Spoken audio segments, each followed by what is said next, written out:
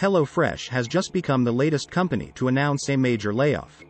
This month, the company announced that it is laying off 600 people. For those of you who are not familiar with HelloFresh, the company makes meal kits that are delivered. The meal kit market segment, like a lot of other segments, experienced rapid growth during the pandemic. But work from home is now in decline and COVID lockdowns have long ended.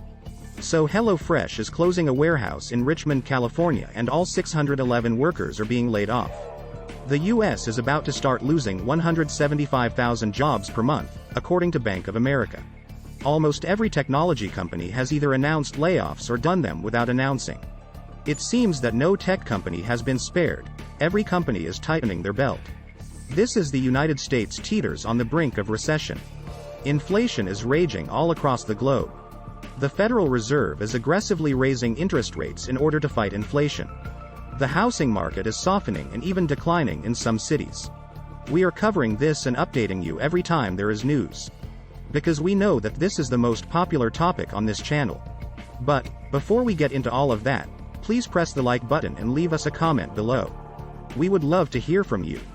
Please subscribe and hit the bell icon so that you are notified of upcoming videos when they are released. Meal kit seller HelloFresh is terminating 611 workers and closing their Richmond, California, warehouse. HelloFresh has rivals in its market space and they have all been unable to turn a profit so far. Blue Apron, another notable meal kit maker, has struggled with profitability. This is especially true in the post-pandemic hangover era, but the space was basically unprofitable before that. The company informed the 611 workers at the Richmond, California warehouse that their jobs will be ended as of December 11th. HelloFresh has filed a notice with the state of California as required by the Worker Adjustment and Retraining Notification Act. The Richmond warehouse is being closed permanently by HelloFresh. The lease for HelloFresh's production facility in Richmond is expiring at the beginning of 2023, the company wrote in a prepared statement. And after an extensive analysis of our production network, HelloFresh has decided not to extend the lease, the statement continued. The company is focusing on newer, more efficient sites, and profitable growth through strategic investments in infrastructure, technology, and high-efficiency operations, the statement also added.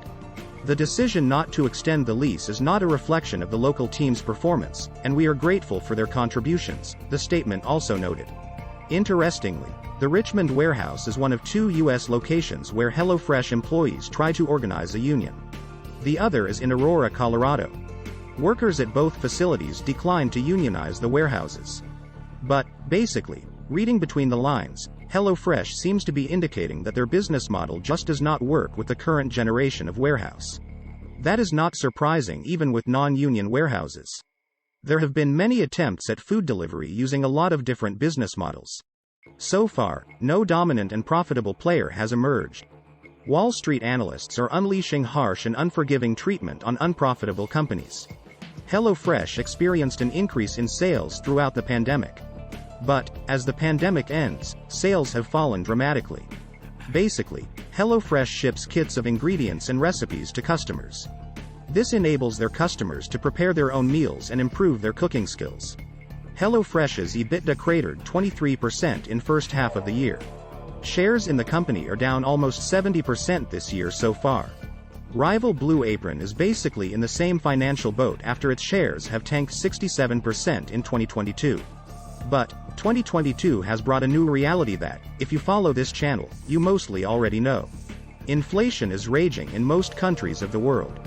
Central banks are aggressively raising interest rates in order to fight inflation. Consumers are tightening their spending. CEOs are nervous about the economy and are laying off workers and restructuring their companies. Basically, most companies are using the current weakening macroeconomic environment as an opportunity to clean house and to downgrade Wall Street expectations. As a result, people who have jobs are not so confident in their job security. Food, energy, and car prices are rising, squeezing consumer budgets. So, consumers are dialing back on discretionary spending. Higher interest rates will also soften demand for everything from cars and homes to appliances. The pace of job growth is expected to be roughly cut in half during the fourth quarter of this year, Bank of America said in a note to clients today. Pressure from the Federal Reserve's war on inflation is building. Wall Street analysts are now expecting payrolls will begin shrinking early in 2023. That translates to a loss of approximately 175,000 jobs each month during Q1 of 2023. Charts in the report published by Bank of America seem to suggest that job losses will continue throughout 2023. The Bank of America expects the unemployment rate to peak at 5.5%. The September federal jobs report showed that the jobs market is slowing down. But the United States still added 263,000 jobs in September, which is stronger than expected. The U.S. unemployment rate is now 3.5%, which is the lowest since 1969. The Bank of America report says that the unemployment rate rise to 5.5% in 2023. On the other hand, the Federal Reserve expects the unemployment rate to reach 4.4% next year. We expect the unemployment rate will top out at 5.5% next year, well below the peak of nearly 15% in April 2020, said the Bank of America report. Economists are watching closely to see what is really happening. Are layoffs just getting started? Or are more layoffs on the horizon? Job market experts said things are going to be rocky and uncertain over next few months for workers. Average consumers are tightening their budgets. Gas prices are up on the past week. Rents are rising in some places but falling in other places. People are not feeling as confident about the future. So, they are not spending as much. So, corporate marketers are dialing back their ad spending, especially online. And, with a lot of tech companies dependent on corporate ad spending, that adds to the uncertainty. The sands are shifting for big tech. More competition is coming in from all angles, especially from TikTok. The pandemic was a catalyst for technology companies. Lots of people had to work from home.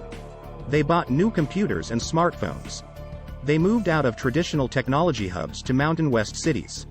Boise, Denver, Salt Lake City, Phoenix, Las Vegas, and Austin. Now, the pandemic is mostly over.